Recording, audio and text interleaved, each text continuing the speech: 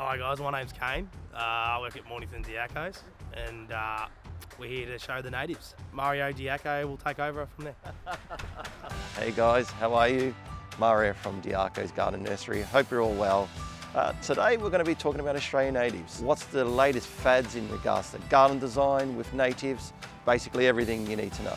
So look, the benefits of Australian native obviously is they're used to the conditions out here in Australia, drought tolerant, they do well in the full hot sun. There's a host of different Australian natives that do well in all types of climates. So this is the Eucalyptus baby blue, a dwarf gum. The colour is what makes this tree so popular, and also because it just doesn't grow so big. So I've seen people grow these in pots in small courtyards, a really beautiful plant. So this is a perfect example of the Silver Princess, this beautiful white trunk. Like most Australian natives, keep them well watered when you first put them in. Then once you get them through the first summer, you don't need to worry about them anymore. General rule of thumb with all natives is you just have to keep them really well watered through the first summer. Once you get them through the first summer and that root system gets out, you don't need to worry about them anymore. So next up, we've got the Agonis lemon and lime. Really nice and soft. If you've got areas that are, there's a lot of concrete around or a lot of retaining walls around, the lemon and lime is fantastic to really soften the landscape. All right, so the weeping lily pilly. So the Waterhousea floribunda, it's mainly used as screening along fence lines or if you want to block out your next door neighbour. Pretty fast growing evergreen screening plant. As you can see, the newer growth gives you those limey, yellowy type foliage. You probably only would have to clip these maybe once or twice a year, if that. Really, really solid shrub.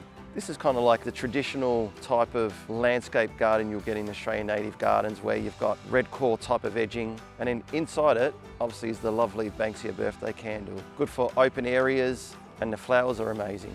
This is the Grevillea Mount Tamborethra, so it's a really small growing shrub. The thing I love about it is the amount of flowering it does, just mass flower. Great for smaller courtyards and things like that. Magnificent variety of Grevillea. So this is a Coria alba that's been clipped and shaped in a topiary ball. Yeah, the 70s are back. It's kind of like the good old flares that were back in the 70s. Well, topiary balls are now back in your landscaping. The Coria alba gets a beautiful white flower, and you can see they're all starting to come out now a bit, which is really cool. The whole thing about having a topiary ball in amongst a native garden really gives you structure. You've got some green grasses in behind it to kind of offset it. It just works really, really well. This is Tucarum. Usually by itself, it's just a really hardy, large growing shrub. The Tucarum also gets a beautiful dark purple flower.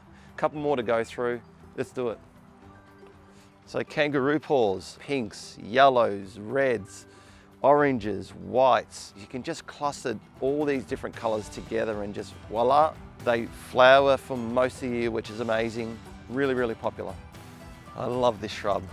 This is the woolly bush. The nice and soft texture of this shrub, I absolutely love it. Grows a couple of meters tall. You can get the dwarf woolly bush, only grows about a meter, and you can have them in pots as well. I love this shrub. This is the Acacia limelight. Just have a look at the texture in this. You get beautiful greens and golds through it. Grows to about a meter by meter. Again, good for filling big gaps and stuff like that. I've actually got one in the garden bed here that we planted a while ago. Again, have a look at it. Amazing, amazing. The things I love about Australian natives, there is just so much diversity, from trees to shrubs to ground covers, you name it, it's all in there. So that's everything from me today, guys. Thank you for watching, and remember to remember to like, share and subscribe. Until next time, ciao, ciao.